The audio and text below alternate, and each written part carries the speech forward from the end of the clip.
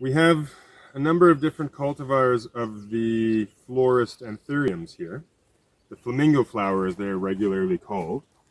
And they will usually produce these lovely waxy blooms.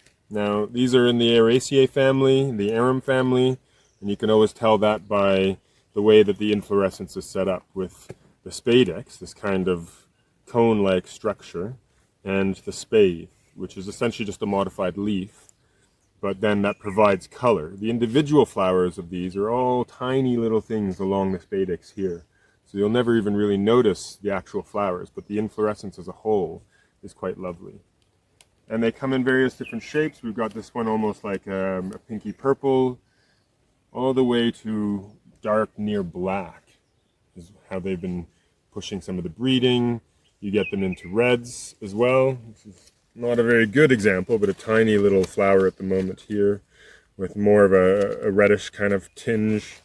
And then some that even have more of a marbled kind of look to the flowers.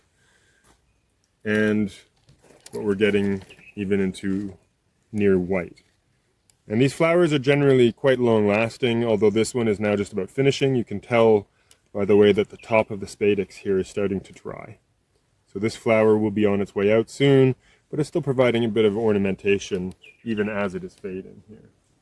And then we've got, again, here's another one with a slightly better kind of pinky red flower that is showing on here. And these flowers, I should say, the inflorescences, as I say, are quite long lasting, from a few weeks usually to a few months in some extreme cases, depending on temperature and moisture that you have for them.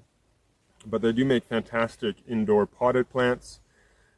Getting them to reflower can be a little tricky, but if you put the energy into it, you can have it growing for years and years and years, providing many joyous blooms for you.